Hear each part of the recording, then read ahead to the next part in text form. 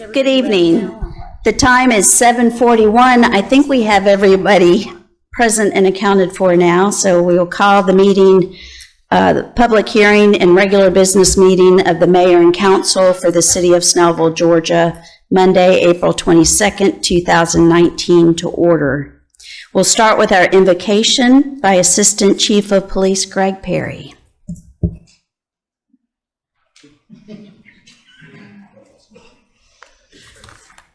We can bow our heads.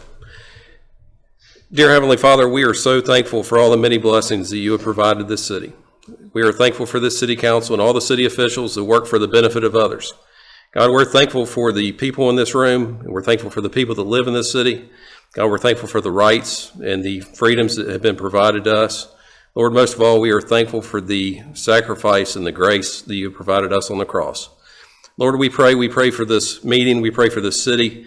We pray for Mayor Benner and all the city council members that they may be given wisdom and direction to accomplish things that are both good and just, and that those accomplishments will be viewed favorably in your eyes. Lord, we pray for the people of the city. We pray that you could encourage their hearts so that they would understand how important they are you are in their life, and that they would also understand how important they are to this city council. God, we pray for the health and safety of those in this room. We pray for the safety of those that protect our community. God, we ask for a special prayer of protection for those in public safety. We ask that you wrap your arms around them and keep them safe while they're in dangerous situations. Lord, please continue to be with us throughout this entire meeting. Please allow us to accomplish things that are both pleasing to you and benefit this city. We ask all this in your great and holy name. Amen. Thank you. Assistant Chief Perry. Next, we'll have the pledge to the flag with Joe Wilson.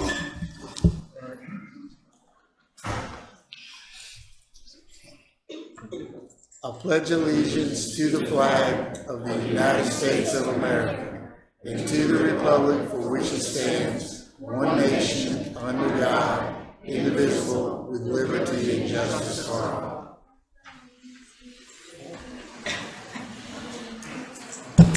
Thank you, Mr. Wilson. Next, we've got a couple of items under ceremonial matters. First will be a proclamation 2019-04 recognizing author Nicholas Buwama. Did I say that right?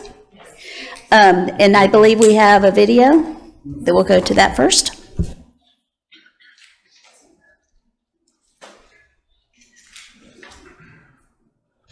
Hello, my name is Nicholas, creator of Kale and Cow, the Walking Dictionaries. I created this book to help kids expand their vocabularies. And I'm so excited because my book has been accepted into the Library of Congress. And now I need your help getting to every elementary school library in the United States. Let's see. That's 1, 2, 3. Too many to count with my fingers. All I know is that there's a plethora of elementary school libraries, and I need your help getting into all of them. How you ask? That's easy. All you have to do is log on to my website and purchase a book for your school. If your school is unable to be selected in the drop-down box, that means some wonderful person has already purchased a book for your school. That's okay. Find another school and purchase a book for that school. Paid forward. I would like to thank you in advance for helping me help kids expand their vocabularies. Oh yeah, don't forget to buy a copy for yourself. I hope you enjoy.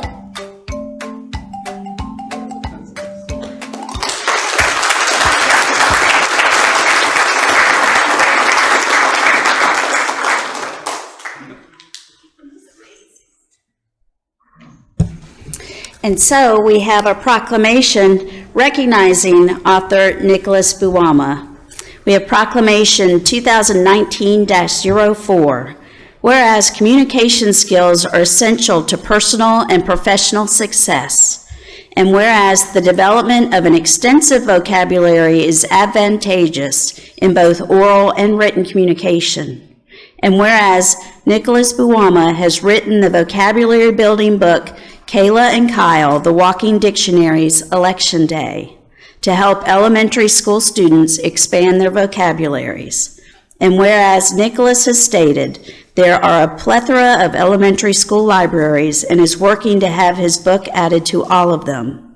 And whereas Kayla and Kyle has been added to the Library of Congress book catalog under Library of Congress control number 2018-958-141, and whereas it is a noteworthy accomplishment when a 7-year-old author has a book title added to the Library of Congress book catalog.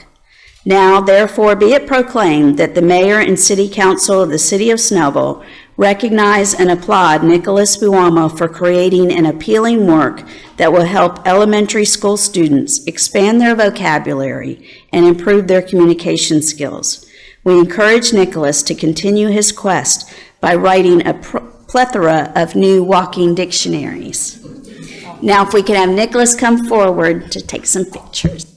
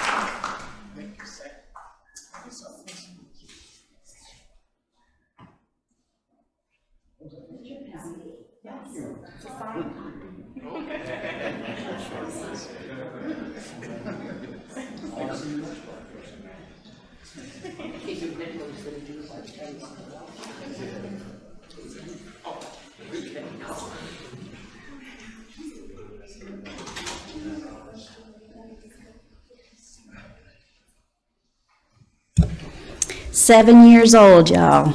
That's pretty awesome. Oh, he's 8 years old. February, just turned 8. And next we have the swearing in of Brandon Abbey. He was kind enough to hang out with us for a little bit.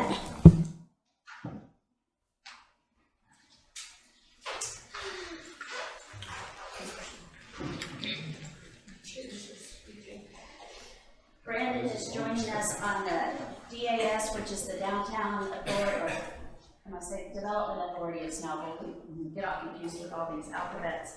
And the URA, which is the Urban Redevelopment Authority. I'm going to let you have that so we can kind of follow along. And then we'll do both of them. Raise your right hand. I, Brandon Abbey, I, Brandon Abbey, do solemnly swear or affirm do solemnly swear or affirm that I will faithfully perform the duties that I will faithfully perform the duties of URA and DAS of URA and DAS of this city, and I will support and defend the charter thereof, and I will support and defend the charter thereof, as well as the Constitution and laws of the state of Georgia as well as the Constitution and laws of the state of Georgia and of the United States of America. and of the United States of America.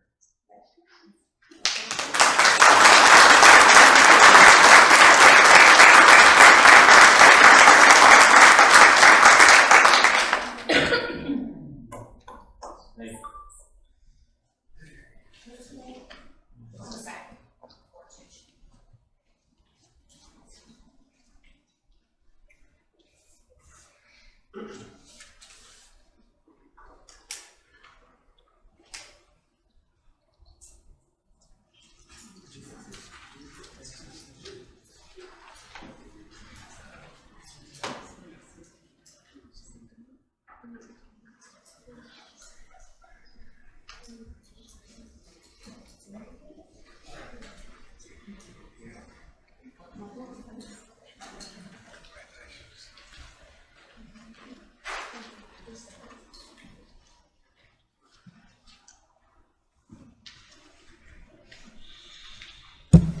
We're excited to have Brandon here working with the city In this capacity, he was a South Gwinnett grad. What year did you graduate? 2005. In 2005, he went and served 8 years with the Air Force, and he's come back to Snellville.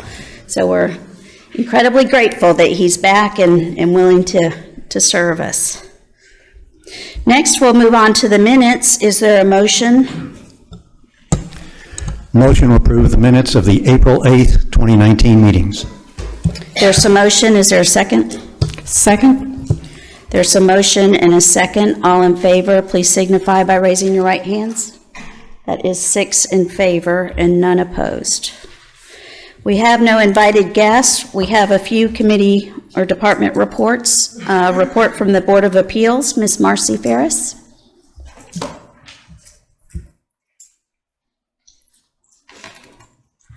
The Board of Appeals met on April 9th to hear BOA 1902, 1903, and BOA 1904. Each of these was a request for a variance from Section 26-505A1, Buffer and Setback Requirements, Article 9, Stream Buffer Protection of Chapter 26 of the City Code by Adams Homes for lots in Newton's Crest. The board was concerned about the placement of the stream on the properties. We were assured that the city engineer would be responsible for making sure that the slope of the embankment was brought up to code, and a drainage plan for each of the properties is submitted and put into place. All the hazardous materials that have been pushed over the top into the stream's bed will have to be removed. Adams Homes agreed to all the conditions of the variance. Any questions? Any questions of Ms. Ferris? No. Thank you, Marcy. Next, we'll have an update by for Snellville Tourism and Trade by Kathy Emanuel.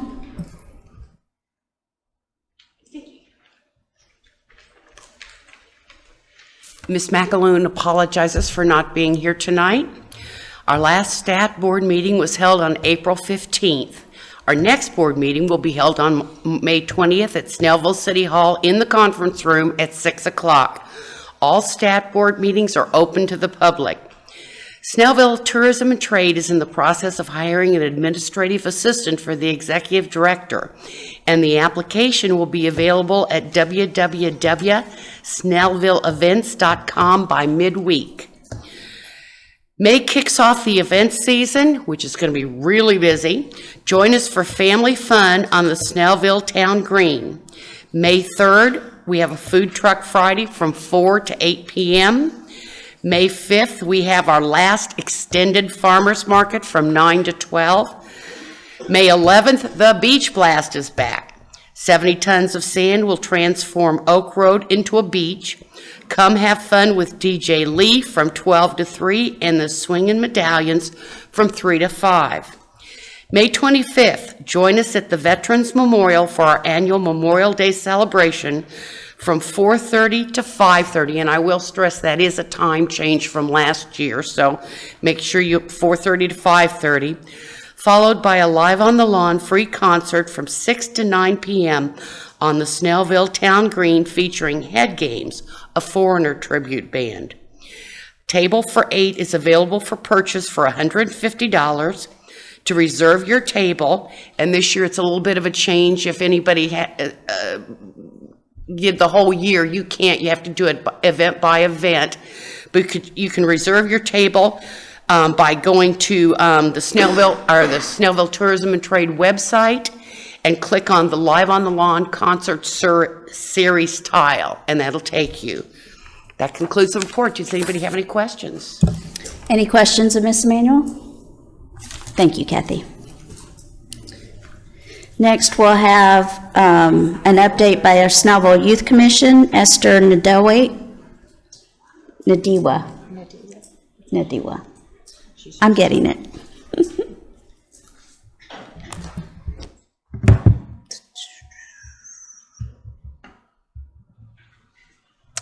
Good evening, everyone. I'm Esther Ndewa, and I'm honored to announce this month's report as a member of the Snellville Youth Commission.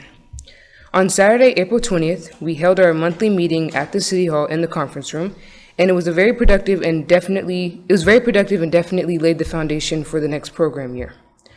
We reflected on our youth summit from February 23rd one last time and talked about things that went well and suggested many changes that could make the next summit even better. We also went over our youth forum that happened way back in October, on October 20th of 2018. For this event, we spoke with leaders as they rotated from table to table, answering any questions we had for them and also informing us on things we had no idea they were able to do. We came up with great ideas and dates for the next program year. Amongst all of those ideas, we also created different ways we could brand ourselves to let ourselves be known and others can recognize us as the Snellville Youth Commission instead of just SYC. Making this a well-known program will make this last forever, so we stress the fact that we should brand ourselves very well in order to make it last forever. So we also talked about how we can make improvements within Snellville Youth Commission and how our relationships with each other can also make this program better. And speaking of members, I'm proud to announce that we will have 5 new members inducted into the Snellville Youth Commission on May 13th. To conclude, we reflected on past events and how we can improve them. We brainstormed different ways we could get our name out to more people and the youth, of course, and we also brought up many ways we could become closer within the committee to make this an even stronger program. Thank you. Are there any questions? Any questions? Thank you so much.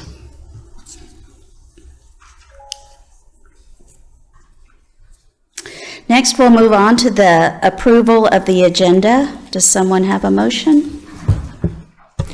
Motion to approve tonight's agenda with a couple of changes. Under public hearing, item D, we will be postponing that until our next council meeting, first hearing May 13th.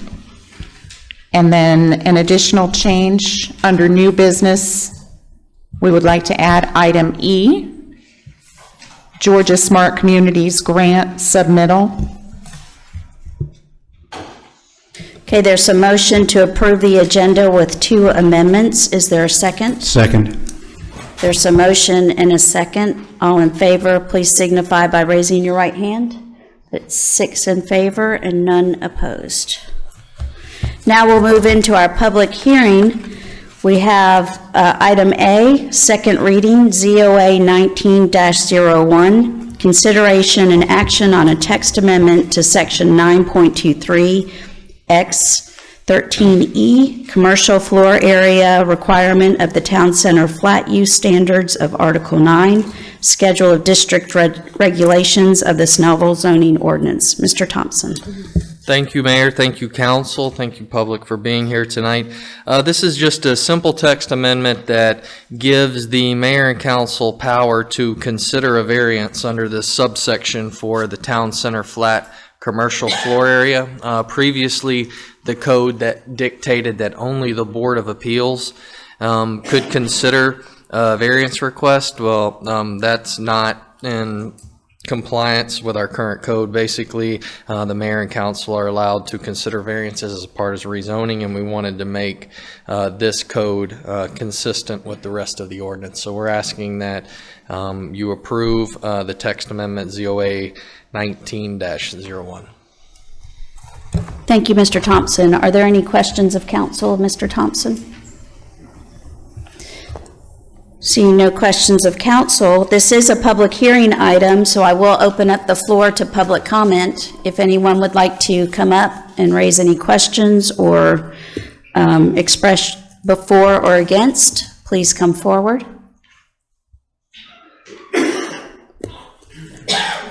Seeing no public comment, then I will ask for a motion. Motion to approve ZOA 19-01 as read by the mayor.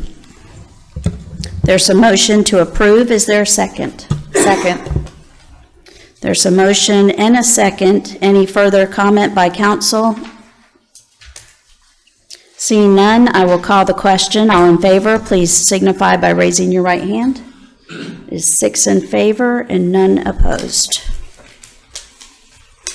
Next, we have item B, second reading, ZOA 19-02, consideration and action on a text amendment to various sections of Article 12, sign ordinance of the Snellville zoning ordinance. Mr. Thompson? Thank you, Mayor. What you have before you tonight is a summary or is a proposed sign ordinance amendment. We've made several kind of housekeeping definition changes due to some of the circumstances we've had during sign permitting, but the bulk of the change comes in the form of allowing signs or menu boards as described and pre-menu boards at most of our drive-through restaurants to be allowed to use an electronic message board, or what we would basically call a TV screen, as all of the restaurants transition away from your typical hard copy changeable signage into LED type TVs. We didn't have any regulations in place to deal with those, so now we'll be able to regulate sign type and size, and then also limit brightness and other things that could constitute adverse effects to the community. We've also clarified some definitions on signs that are allowed in non-residential districts, such as conditional use districts with churches or places of worship. Clarified some window and door sign definitions.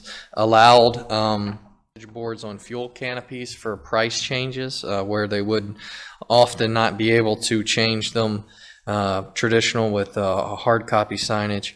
And we've allowed to be able to display time and temperature as well on the EMB in no more than 5-second increments. I'd be happy to answer any questions at this time. Are there any questions of the council for Mr. Thompson? Nope. So this is a public hearing item, so I will open up the floor to public comment. If anyone has anything to say, either for or against this text amendment change, please come forward.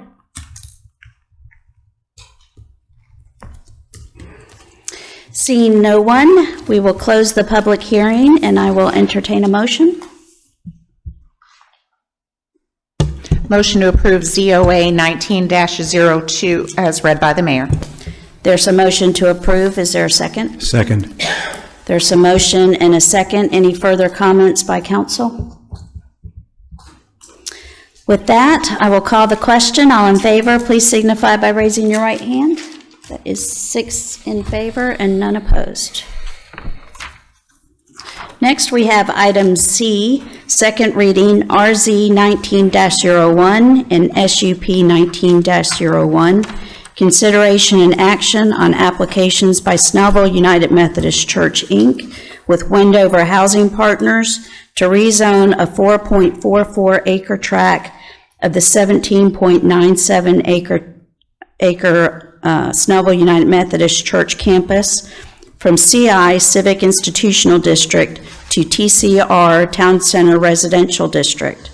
Request for a special use permit and variances for a 4-story 88-unit age-restricted senior living facility located near Henry Clower Boulevard and Page Street, Snellville, Georgia.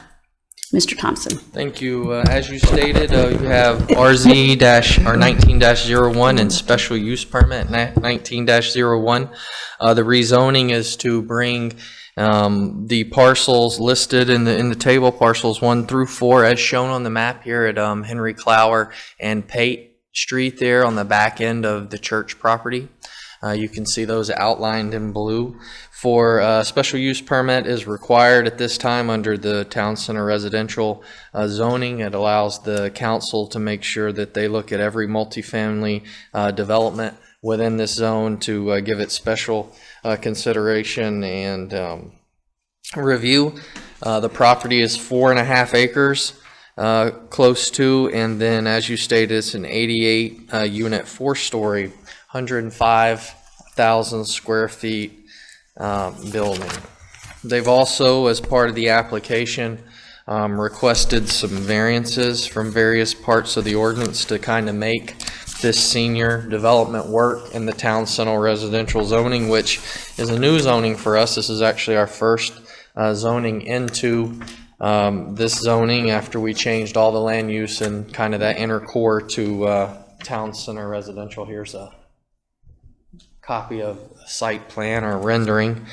I'll go through each variance later, but basically this will be the first development under the town center residential code, but also under our newly adopted 2040 comprehensive plan and our town center LCI plan, which was done and paid special attention to the areas around the town center, as we understand this is important to the city and citizens and leaders. And when we reviewed the code, we found several different policies and goals that come directly from those two documents that support the use of a age-restricted senior apartment dwelling. And it promotes Snellville as an affordable alternative, and town housing is one of them.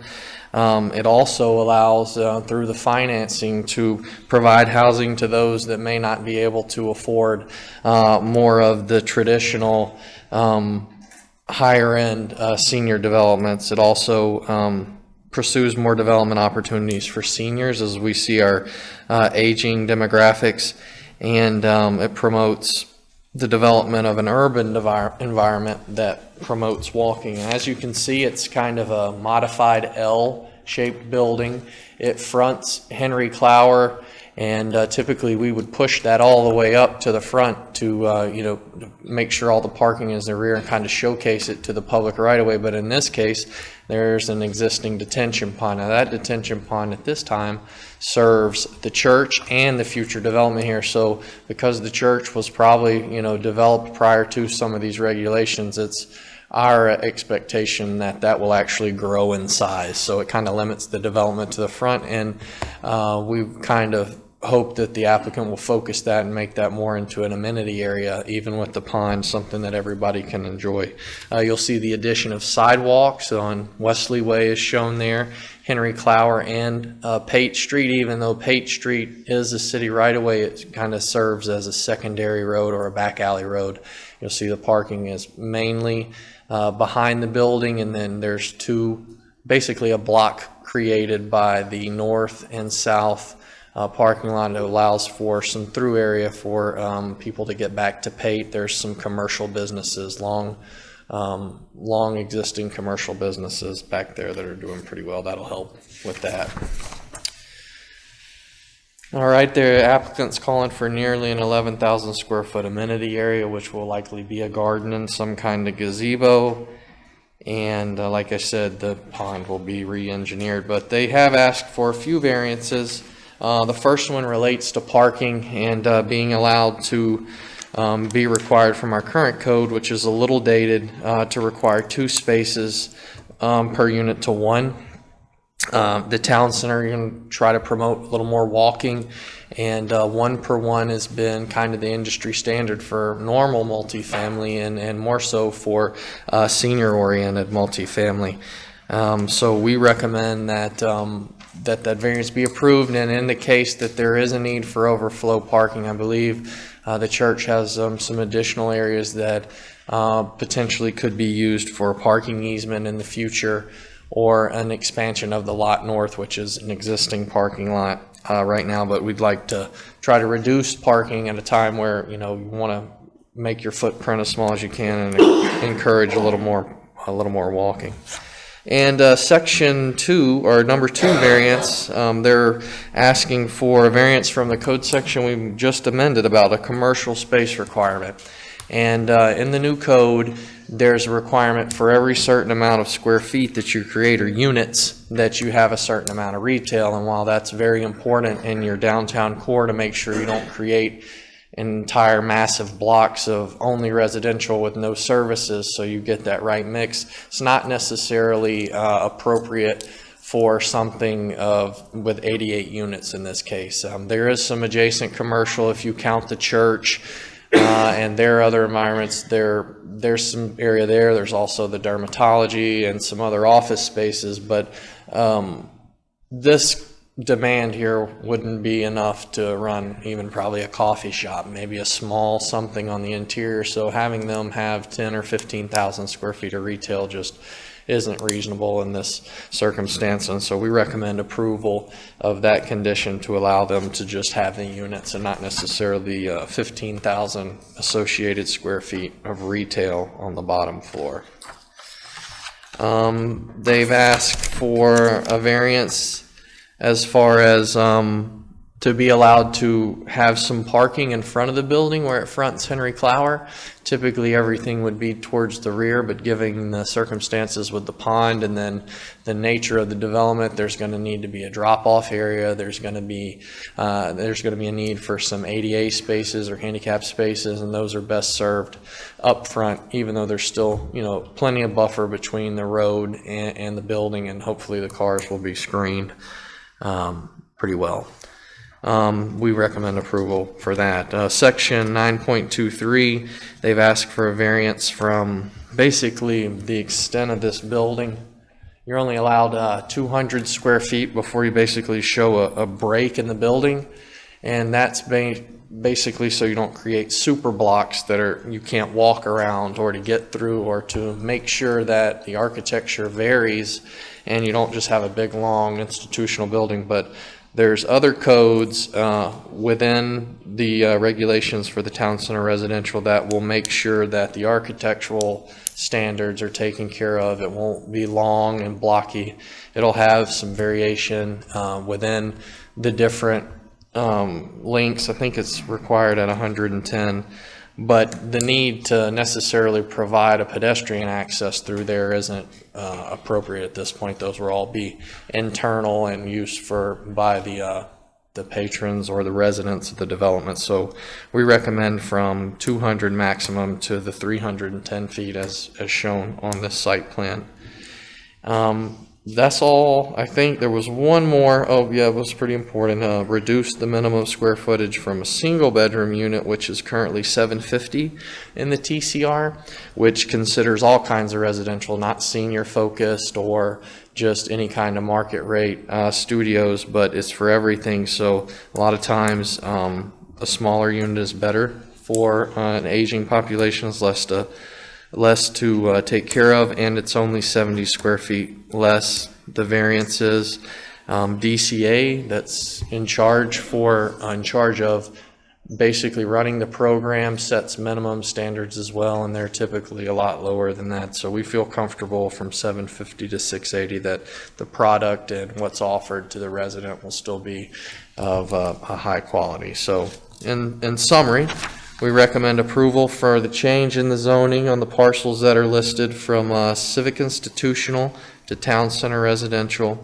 We also recommend approval for the special use permit associated with its SUP 1901 for the construction of this development, and the conditions that are typical of this kind of development. We've added some in for providing a covered transit shelter on Lenora Church per Gwinnett County's standards or any other regional transit authority, and some other language that allows for some administrative variances needed and some protections for when the dumpsters will be serviced and emptied for the protection to the residents. And we ask for any questions that you have at this time, please. Are there any questions of council of Mr. Thompson? May I make a statement before we proceed, Absolutely. if you don't mind?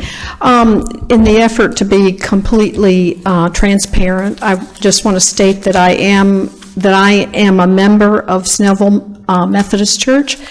I've not been involved at all with the church in the negotiations or on discussions with involving this project. And I've talked to the city attorney, who's told me that I have no significant financial benefit from this project, and he's advised that I do not need to recuse myself. So I just wanted to make that statement to be transparent. Thank you, Council Member Schultz. Does any council members have questions of Mr. Thompson? None at this time. Thank you, Mr. Thompson. Is the applicant present? If you'd like to come forward, state your name and address for the record, and then if you've got a few minutes to talk about your project. My name is Jim Cantrell. I'm pastor of Snellville United Methodist Church, 2428 Main Street East, Snellville, Georgia, 30078.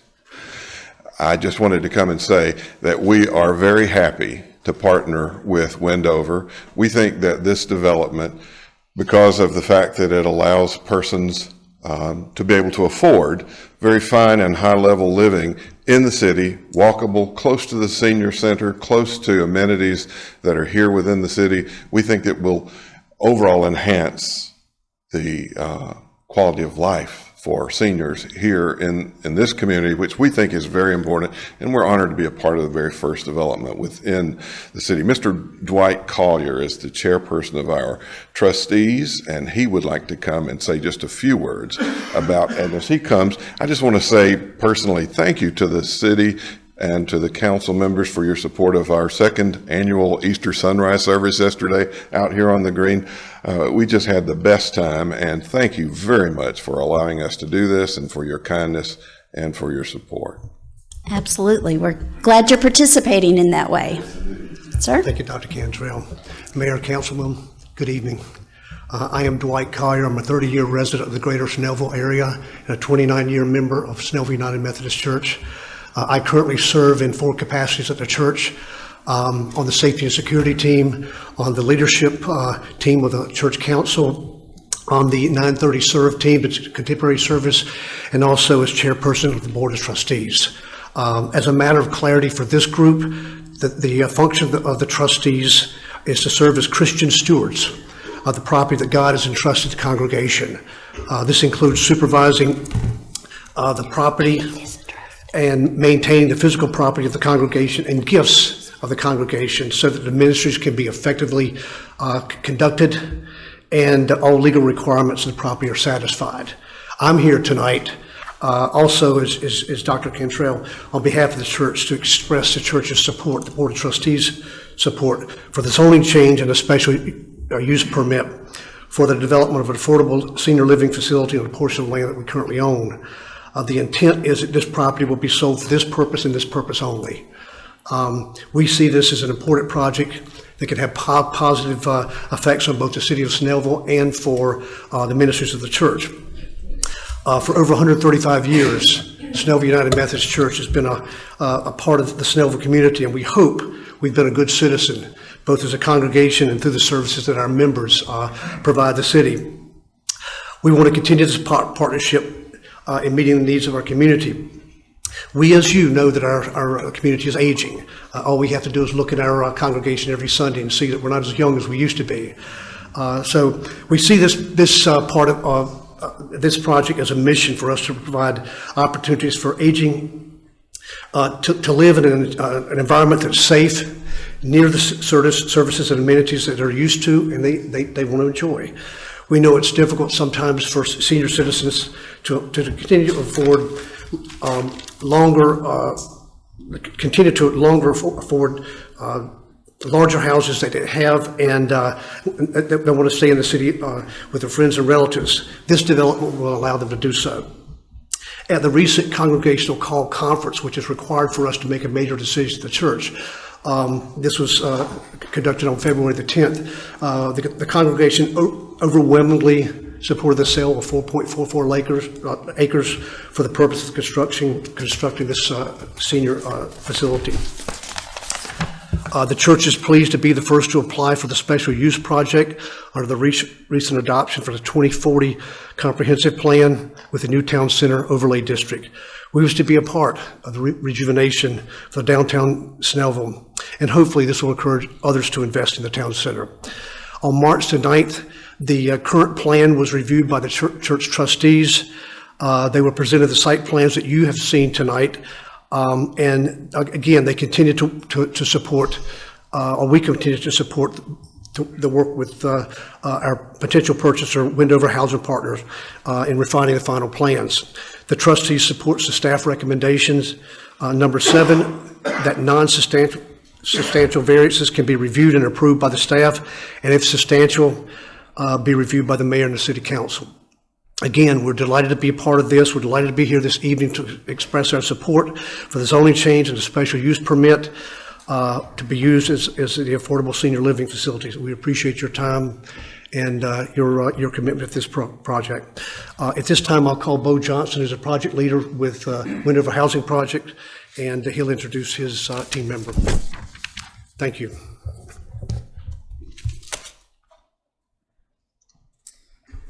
Thank you, Dwight. I'm Bo Johnston with Wendover Housing Partners, and this is Bob Cash with Cardno. I'd like to, before we get started, I'd like to pass around booklets to each council member.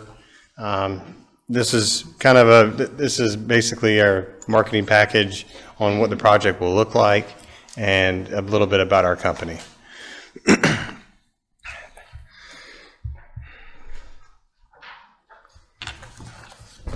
So I represent Wendover in Georgia. I live in the Atlanta area. We have a development company and a management company in-house. We use a construction company that's a third-party construction company. Wendover's been in business for over 30 years. We develop seniors, family, mixed use, and student housing. We have a large presence in Florida, and we want to continue to grow our portfolio in Georgia. We have a wonderful management company and are long-term owners and managers of all the properties we develop. Wendover believes that giving back to the community is crucial to the success of the company. If you look at the senior properties on the slides, those are all senior properties that we've developed. One of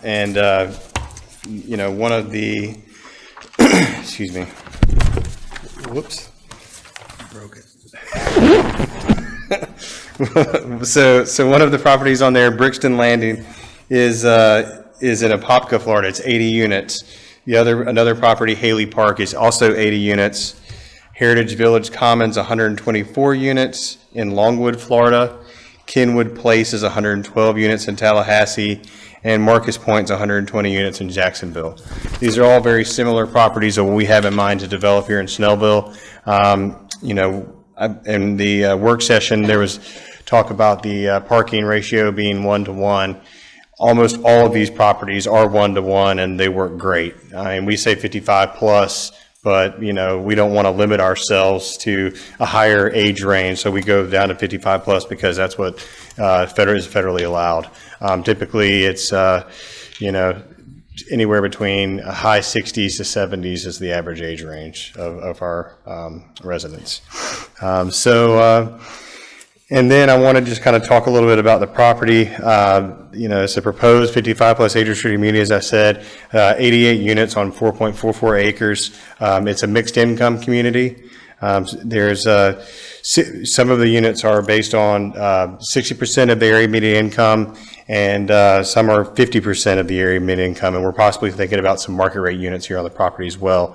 The median income for Snellville, last time I checked, is $67,705. So it'd be 60%. The rent would be 60% of that. That's a majority of what the units will be. 20% of the units are 50% of the area median income, so it'd be half that. And the residents pay 100% of their rent. It's not subsidized or anything like that. Also wanted to tell you that I'm sure you actually approved this, but the 2019 LCI study has a need for affordable seniors housing in this. That's obviously what we're proposing today. We've looked at many sites in this city, and we feel that the church site is the best location and best opportunity in the city. It's great proximity to the town center, retail, commercial, churches, and senior center. The different amenities that we would provide on property is a community room and fireplace, possibly a theater, computer room, library, activity room with a kitchen area, fitness room, gazebo with picnic tables and outdoor grills, community gardening area, screened-in porch, and potentially a game room and hair salon, and also bicycle parking. So if you have any questions for me or Bob. About the live-in resident? Oh, yes. So we have a property manager that lives on site. One property manager lives on site that would take up one parking space. So we have that. And then the maintenance men do not live on the site. They would live in the area. maintenance personnel. It could be a woman also. Yes, that's all I have. Okay, does any members of council have questions? And I see Mr. Warner with his finger over the button. Well, you know me. You get the floor first. A couple of questions really quick. You said this low-income housing, and you mentioned the percentage, 60% of the median income for the area, 80 or however many parts units. I'm assuming you're not charging them the full amount of the median income. How do you actually structure those rents? If a market rent, say, is $1,000, does that mean you come in at 60% of $1,000 if they're at 60% of the median income? It's 60% of the total area median income. And we don't set those rents. Those are based on what HUD sets. Okay. On a maximum rent that you can charge. And this would be to consider the Atlanta metropolitan statistical area, and that's what you have to abide by. So do you have any idea what those rents would be? Yes, it would be around high 600s for a one-bedroom for 60% and high to mid 700s for a two-bedroom, two-bath. We're not doing any three-bedrooms. Okay. Also, under federal guidelines, 55 and up, we can't restrict children. Is that correct? No, you can actually. They can't live on the property. They can come stay with grandparents, what have you, for the weekend or something like that, but they cannot live on the property. Everybody on the property has to be 55 or older as a current resident. Okay, and again, I'm. No, it's fine. Yeah. I have been on the planning side of this. With any senior housing project that we've done that's not been 65 and up, 55, at least one resident has to be 55, and anybody else in the household can be whatever age. I'm 57, I have a 14-year-old. I assume this is because it's a federal program and the structure of the rent. Is that how it's just yeah. Sorry to interrupt you. That's just how I read it. That's how the guidelines stand. Well, you can't say for example, you just said you're 57, but say for example you're 57, your wife's 54. She can't live on the property until she turns 55. That's correct. Well, I might be wrong because I've only been involved in planning and zoning here in the city for the last 15 years. Okay. If you all could eliminate any conversation while we're having this discussion. And every Thank you. time it has come before us, we've been told that as long as it's age restricted under 65, that only one member of the household has to be 55 or over. And clearly we may be reading this different, and I'll defer to the city attorney or the planning staff, but that just changes the tenor and the load a little bit here.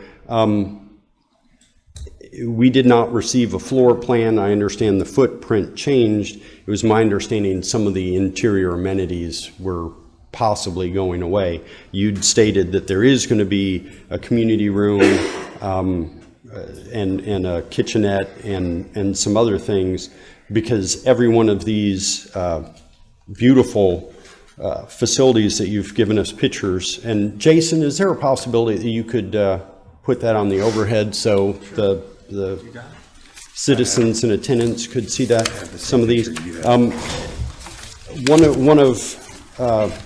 One of my issues is, again, this is going to be our first development that would be going into our town center overlay district, and many of the things that we've discussed over the last, excuse me, Mayor, how long have we been working on a town center?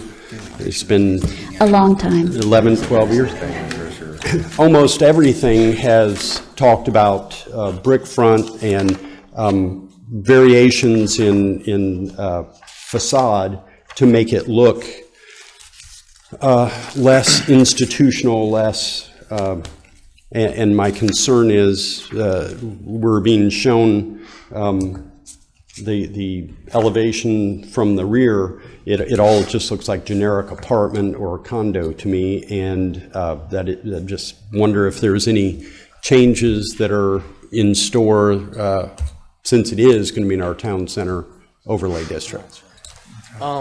This project will be governed by the town center regulations. So those architectural standards that we passed, I guess, about 18 months ago will govern the facades, the percentages, the breaking, the fenestration, and all that. So what you necessarily see here isn't the exact thing you're going to see there. So it'll be to the code minus those couple of variances that shouldn't affect it. So we would hope that that would give it a more robust appearance. Okay, well, I just, again, typically, those things have been addressed before the presentations made and elevations reflect that. So I'm assuming that the elevations that have been provided are reflecting what staff has told them.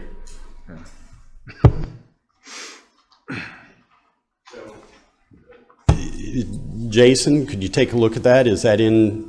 Yeah, I mean, without doing an internal review, I mean, what happens a lot of times with these zonings and these elevations and renderings are the building plans that are associated with these to be on this specific project are, you know, governed by a very complex set of rules. Most of the times prior to getting to the rezoning, it's not been full-fledged architectural. So what you're getting is a look at the different reliefs and not necessarily product types or anything that's 100%, you know, aligned with that. And that's pretty common. It's conceptual. So when we go through the building process, we'll make sure that it's tightened up and buttoned up and that everything is, you know, the way it needs to be for the town center, because we want it to, you know, we want it to look right too. Yep. Thank you very much. Any other council members have questions for the applicant? Okay, thank you. Thank you. Now, this item is on our agenda as a public hearing, so we will open the floor to public comment. Anyone with, if you're pro or con on this development, please come forward and state your name and address for the record. Tricia Rollins, I'm sure y'all know it by heart. 2088 Harbor Oaks Drive. I'd like to speak for this development. I think it's a perfect place to start with our town center district. When you see me, I'd like for you to think about noise because I've been encroached by noise. I'd like to go back to here. I assume this is Henry Clowers. There's residents all along here in this area. And I know that Jason mentioned something about the church property right across the street. Across Henry Clower from But here back is through the the church woods. parking Back lot. through the woods, there's a big Yeah, there's Pine Street, and then there's another street that goes halfway up through here with 3 residents, I think, on there. But you said something about the time of service? I think 9 to 5. And I'd like that documented. It's actually in the condition of zoning. Okay, all right, thank you. Is this trees here in this area? I'm sure there'll be some trees in that area at some point. They're There gonna have is to plant a now, lot. I believe, like halfway up here, I think. I think they'll preserve There's some what they around can. here. Right. Okay, long as we can preserve as much Yeah. of the trees. Old growth is better than new growth. Okay, and can I reserve my room? Thank you. That will be for another day. Thank you, Ms. Rollins. Would anyone else like to come and state for or against this development? Well, if you can hear me, I'm Corliss Rupp. I live at 3134 Turf Terrace. I happen to be not Todd's neighbor. I have a couple questions about this. One, I agree, try to preserve as many of the old growth or older growth trees as you can. It is one of the things that people in Snellville really seem to appreciate. I know a number of them are not real happy about all the trees coming down, and just replacing them with a maple or an oak does not suffice. They are not old trees. They also really provide some buffer for the noise. And I don't know about you, but the older I get, the more I like to bird watch. And so that would be nice too. My question about this project, however, is since these are rentals, what happens if an individual has a major medical event? Are they allowed to stay in that unit if they have assisted care? Or are there some stipulations that if they get to a certain chronic stage, they must move out? The second is, to whom are these units open? We talk about it being sorry, I have a brain glitch. Affordable units, and I know, having lived in several places, affordable varies with the community. Excuse me. So not only affordability, but is this restricted to members of the church, or is this open to anyone? Thank you.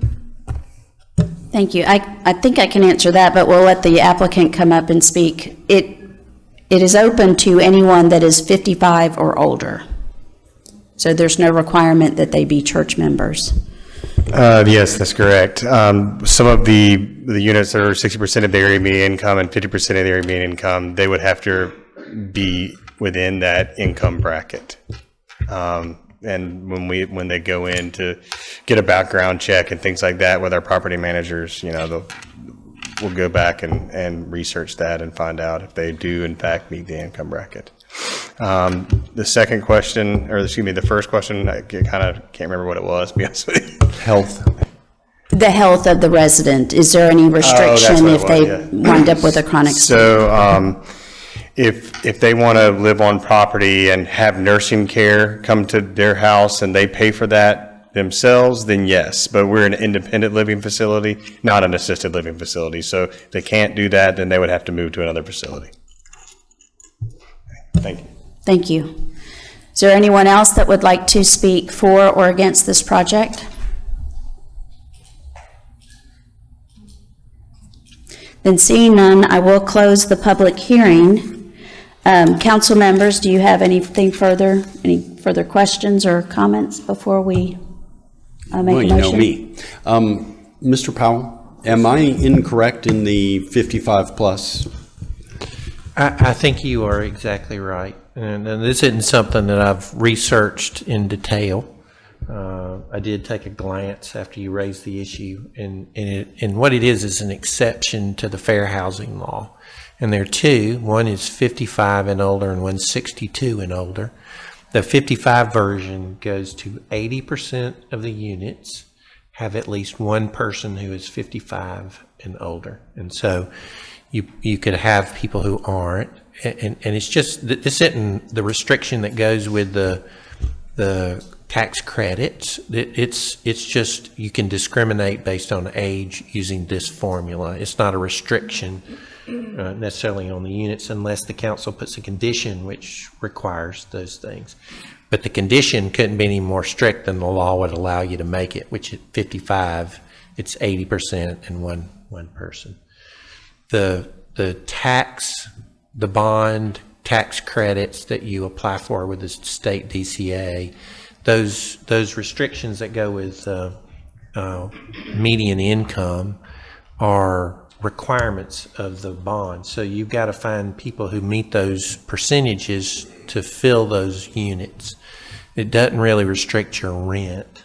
That factor doesn't. Obviously it is, because they can only afford so much, and there is an absolute requirement that you put people in there at that median income level or you forfeit your tax credit. So it has an effect on rents, but it's really sort of a free market subsidized housing event that requires you make room for that number of people. So that's the way I understand and then you apply with the DCA to get to actually qualify for those credits, which I think is what y'all are looking to do in another 12-month cycle. But they every year you've got a deadline to qualify. So. Okay, just I'm going to reiterate what you said, just so I'm clear on that. So under federal law, at 55 and over, they can only age restrict 80% of the units to 55 and over. And under that law, only one inhabitant has to be 55 or up. Is that correct? That is the way. No, I'm not rendering that as a legal opinion, but at first glance at this, that's what I know what the exception is. It's 55 and 62.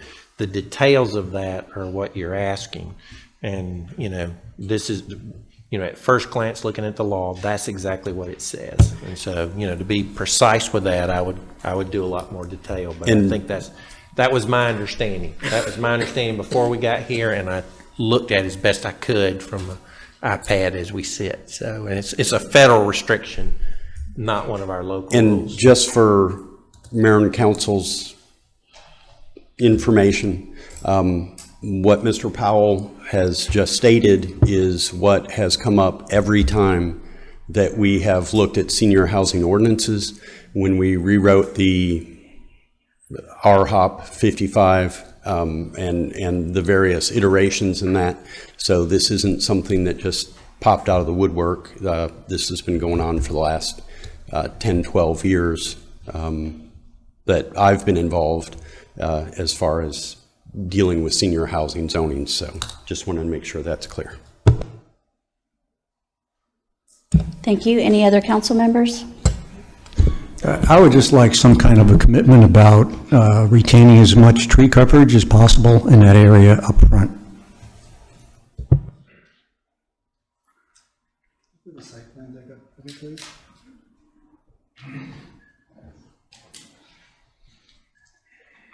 Yeah, our intention is to localize all the development in the rear portion of the property.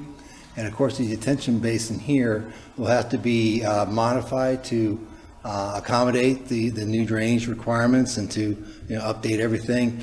But the areas that would be in this area here would be left to existing condition as much as possible, as well as there is a buffer that's required along this edge here. So it would be either filled with existing trees or it'd be supplemented with additional vegetation to provide that required buffer. And as well as we will be landscaping around the pond to make it a little more of an amenity, feel, as well as the street trees will be included in the plan.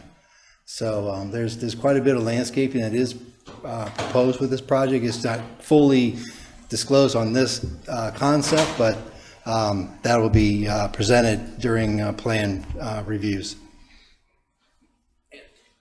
It'll benefit the applicant too. In order to make up for the tree density units, they're going to have to provide, the larger trees will provide more units than a 2 or 3 inch. So where they can save them, it's to their benefit as well. So there's no reason to take them down. And from what I can tell, there's a few kind of in the lower left corner. And then along Page Street, all those can stay, and then they'll have additional tree plantings on the sidewalk, so it'll be heavily landscaped by the time it's all said and done. Thank you. With that, I will entertain a motion. We will have 2 separate motions. Motion, excuse me, motion to approve RZ 19-01 to rezone a 4.44 acre tract of the 17.97 acre Snellville United Methodist Church campus from CI Civic Institutional District to TCR Town Center Residential District.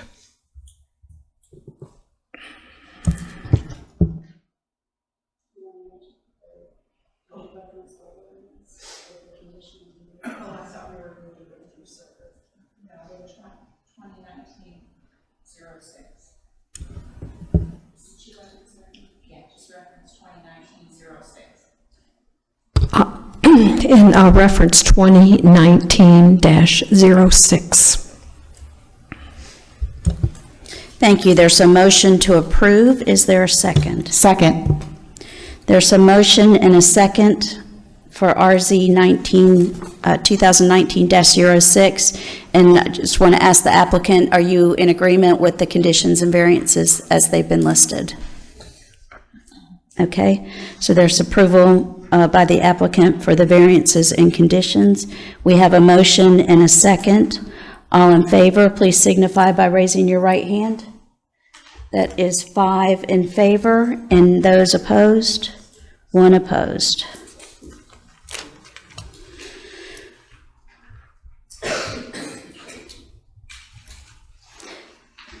Next, is there a motion on the special use permit? Motion to approve special use permit 19-01 with reference to ordinance 2019-07. There's a motion to approve. Is there a second? Second. There's a motion and a second. All in favor, please signify by raising your right hand. That is 5 in favor, and any opposed, and 1 opposed.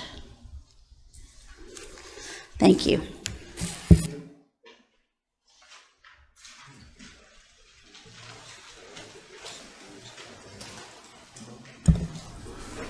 The next item, item D, was our first reading ZOA-19-03 that we amended the agenda to remove. We're just moving this to the May 13th meeting. This was the ordinance change for the extended stay hotels, and we're just moving that to May 13th to have it fall in line with the Planning Commission meetings. There's nothing on the consent agenda, so we'll move into old business. We had on the agenda a nomination for the Planning Commission, and I'm going to postpone that until the May 13th meeting. So now we move into new business. We have item A, consideration and action on approval of property purchase agreement. Is there a motion? Motion to approve the property purchase agreement for 2440 Wisteria Drive, not to exceed the amount $725,000. There's a motion to approve. Is there a second? Second. There's a motion and a second. All in favor, please signify by raising your right hand. That is 6 in favor and none opposed. This building is the SunTrust Bank building on Wisteria Drive. The city is purchasing that in the hopes that it's going to be a post office. Mr. Sanders? Right. This is not a random purchase at all. This is a negotiated contract with SunTrust where we negotiated a lower price, and we also negotiated a due diligence period of 42 days, which if we choose not to follow through with the agreement, it only costs us $100. So, and it certainly is in furtherance of the town center development. We hope to relocate the post office to this building. So that's a lot of reasons for doing this.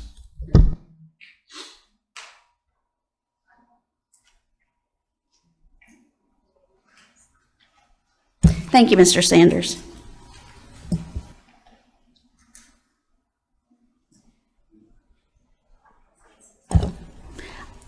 I think I said 6-0 and the vote was 5-1, so I just wanted to correct that for the record.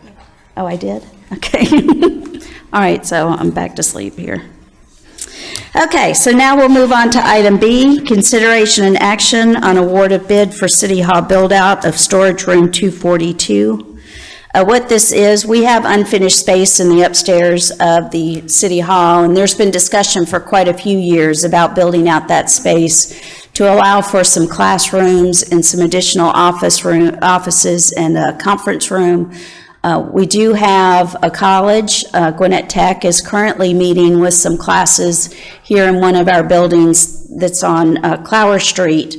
And there will be a time frame when that building is torn down before our new library building with the second floor being available. So this was a really opportune time for us to go ahead and plan to build out this space in City Hall. So it'll give some space for the college to continue to conduct their classes here in the city until that other building is built. And then afterwards, it will still provide the city those rooms and facilities to use here for the city purposes, and also to rent out to businesses and residents here as well. With that explanation, is there a motion? Motion to approve the award for the City Hall build-out to Lichty Construction for an amount not to exceed $265,000 for the build-out and $30,000 for new windows. There's a motion. Is there a second? Second. There's a motion and a second. Any council have any comment? All in favor, please signify by raising your right hand. That is 6 in favor and none opposed. Next, we'll move on to item C, second reading ordinance 2019-04, consideration and action on an ordinance to adopt Gwinnett County's animal control ordinance within the city of Snellville and to add a definition.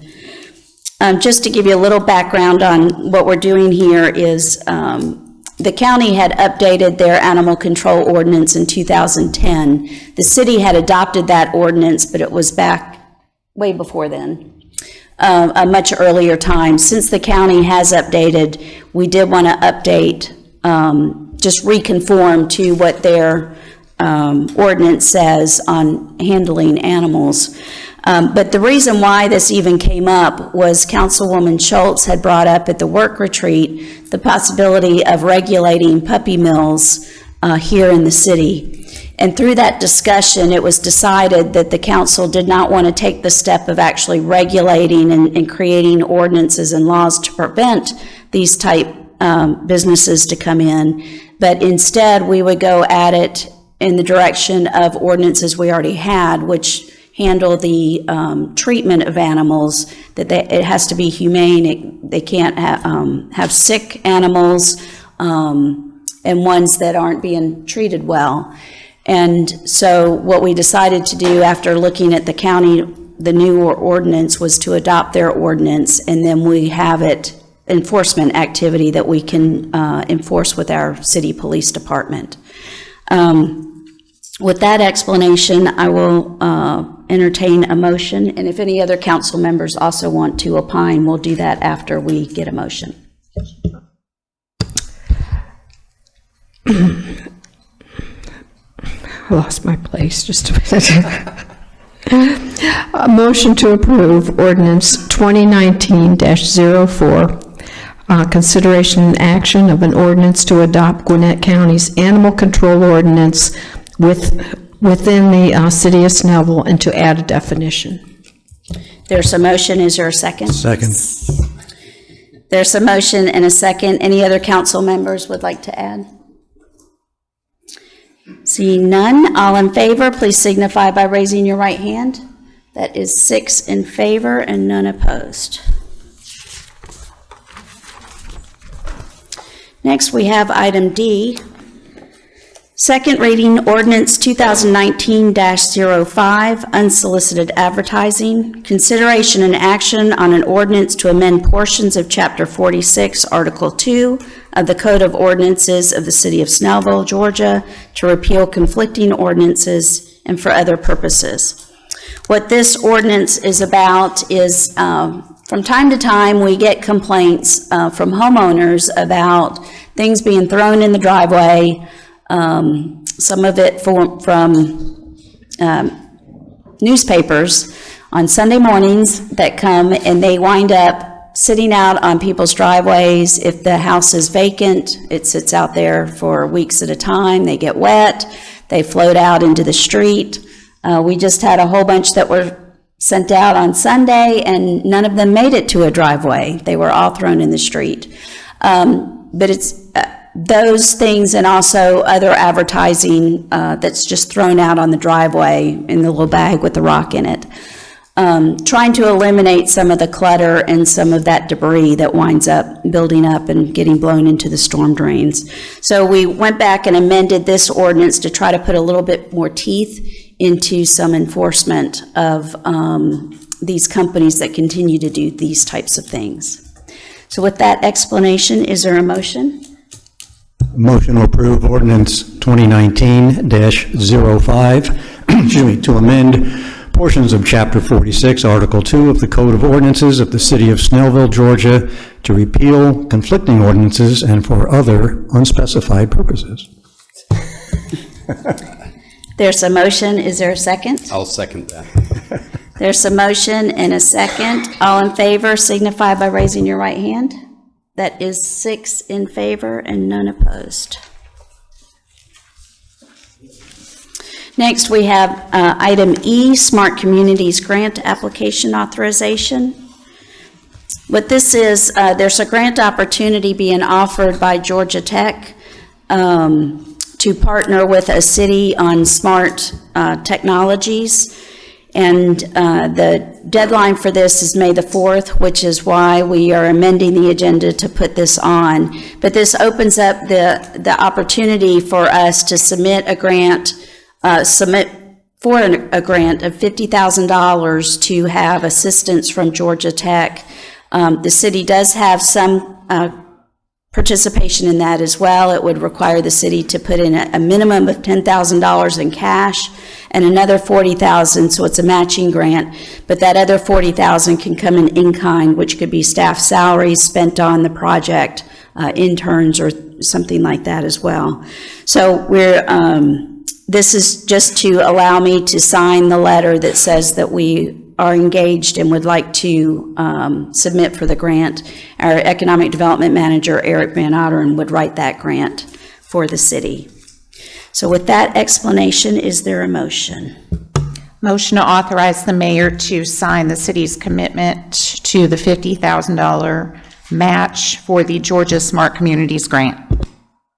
There's a motion. Is there a second? Second.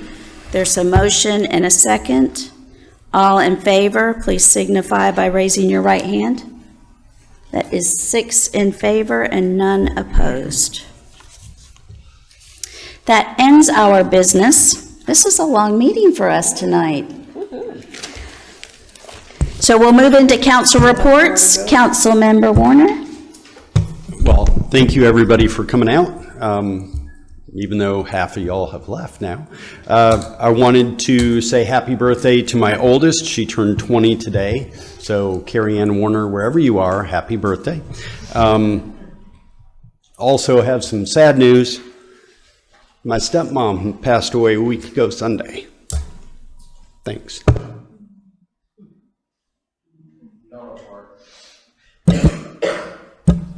No report by Mr. Marmol. Councilmember Linsky. Last week, we completed interviews for our brand-new SYC students.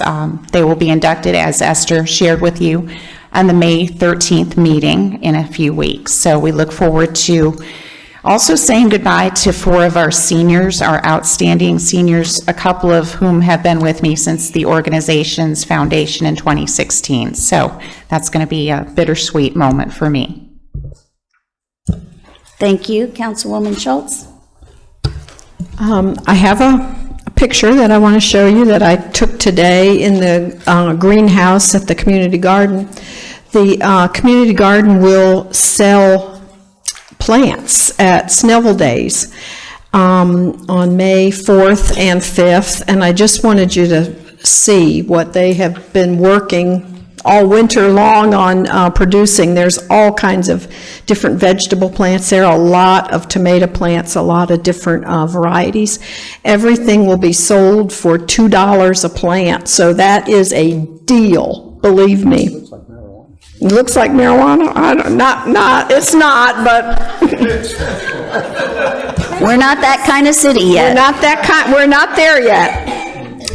And then I wanted to I wanted to express the fact that I'm very grateful that we passed 2 ordinances tonight. The one about the animal control. I am an animal lover, a dog lover, and it just kills me sometimes to see some of the pictures you see of dogs that are mistreated and tortured, and I just want us always to be doing everything we can to protect defenseless animals from torturing and from cruelty. And I also want to protect citizens from dangerous animals, and this ordinance that we passed tonight does both of those things. And the other thing, while I'm walking our dog, I pick up so many of these, we call them handbills, I think, in the ordinance, that are thrown out. And yesterday, when I was walking, at least 50% of those papers thrown out didn't even make it to the driveways. They were in the streets. And it just, they go into the storm sewers. They're awful as they lay there and get soaking wet and people drive over them. It just creates so much litter that I find so objectionable. So I'm really, really grateful that we passed this. And the one other thing I wanted to mention, we had a sunrise service here on the side of City Hall yesterday. We had 152 people attend, and so it was a very nice community service that was sponsored by Snellville United Methodist and Westminster Presbyterian. And Todd, condolences to you. And Mayor Pro Tem Emanuel. Just another salute to our police department. We got an email earlier this week or today. Lieutenant Ray Gunner went out and actually saved a neighbor's life. His wife came in and let him know that a neighbor next door apparently had fallen into some bushes. He ran over, started to apply CPR, continued to do that until the paramedics showed up, and they took the man to the hospital, and apparently he's doing reasonably well. But it's just another example. It's like every time you turn around, one of our police officers is doing something special. So I just like to recognize Ray Gunner again, and actually the entire police department for always doing such an exceptional job for the citizens of Snellville.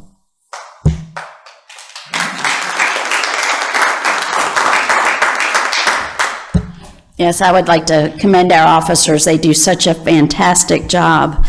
I met one of them out the other day. I guess it was Friday morning when we had the storm with all the rain. Thursday night, that was overnight Thursday. When I was leaving my neighborhood Friday, and the lake right there at Timberline, Lower Johnson Lake, was the highest I've seen it in quite a few years. So I was checking that out. When I came back home from where I was going, I went ahead and drove around the rest of the lake, and I met one of our officers out on the street. He was out just patrolling around, kind of checking things out too. And I asked him how things were going with it being the holiday weekend in the rain. And he said, he goes, everybody's just gone crazy. You know, he said, it's a full moon. And I said, and a holiday weekend. That's why. But it's great to see our guys out, being engaged and checking out the neighborhoods, seeing what's going on. And it's funny because I'll have a friend that'll tell me that they got pulled over by the police here in Snellville. And, you know, I always ask them, so how was the officer, you know, in dealing with you? And they were like, oh, he was so nice, you know, even though they got a ticket. I never hear that complaint, that they got the ticket. It was just that the officer treated them so well. So I'm just very pleased and grateful that they can handle their jobs. They do their jobs. They do their jobs really well, but they're respectful to the citizens that they serve as well as they're doing that job. So that's really it for the mayor's report. So we will open the floor to public comment. If anyone has anything they would like to say, state your name and address for the record. Kurt Schultz, 2027 Tanglewood Drive. Just one quick legal thing. I think, Mayor, when you called for the vote on the senior housing, you said RZ 1906 when you called for the vote. The motion was made with 1901, but just, I may be wrong, but I think if you check the tape, and I just want to make sure there won't be any legal problem with that. Okay, thank you. Thank you, Mr. Schultz. I think I was referencing the ordinance that we were doing. Was that right? Yeah. We'll check that out. Thank you, Mr. Schultz. Yes, Ms. Rupp. Okay, Corliss Rupp again. I still live at the same place. I just wanted to comment, Schultz, about puppy mills. There are kitten and cat mills too. In fact, I am part of a rescue group, Planned Parenthood, out of Duluth, and we also provide all the veterinary services over at the county shelter. We do mostly cats because the kill rate was so high when we started in 2010 of cats coming into the shelter. We currently are in possession, fostering, that is, several cats that have come out of an area in Gwinnett where they had many dogs, and they were able to surrender the dogs, but they wouldn't give up all the cats. And we have several of those cats, one of which has just had its feeding tube removed because it was so starved it could not tolerate food, and that feeding tube has been in 3 months. So that is not, so I just want to say that there are many abused animals. We also get many, unfortunately, even from Snellville, we've had a couple that people have shot, cats in particular, and we get them with spinal injuries and a variety of things. So whatever we can do to protect God's creatures, that's great, and I appreciate you passing the ordinance. Thank you. Thank you, Ms. Rupp. Anyone else? Seeing none, the mayor and city council of Snellville, Georgia, during the public hearing of the mayor and city council of Snellville, Georgia, Mayor Bender announced that certain matters should be discussed in a closed session of the meeting and asked council to advise the city with respect to closing the meeting. City Attorney Tony Powell advised the city the following reasons to close the meeting: to discuss pending and/or potential litigation, settlement claims, administrative proceedings, or other judicial actions, which is exempt from the Open Meetings Act pursuant to OCGA Section 50-14-21, to authorize negotiations to purchase, dispose of, or lease property, authorize the ordering of an appraisal related to the acquisition or disposal of real estate, enter into a contract to purchase, dispose of, or lease property subject to approval in a subsequent public vote, or enter into an option to purchase, dispose of, or lease real estate subject to approval in subsequent public vote, which is excluded from the Open Meetings Act pursuant to Section 50-14-3B1. Upon a motion of Council Member Emanuel. And seconded by Council Member Schultz. The meeting was closed with the following council members and the mayor present and voting. Mayor Barbara Bender, yes. Mayor Pro Tem Dave Emanuel. Christy Linsky. Yes. Roger Marmel. Yes. Gretchen Schultz. Yes. Todd Warner. Yes. With that, we will be going into executive session. We just didn't have time to do that. Our work session ran a little bit long. We didn't have time to do that before the meeting. So we are going into exec session. We're not expecting any business to come out of the exec session. So thank you all for coming out tonight. We appreciate your being here, and drive safely going home.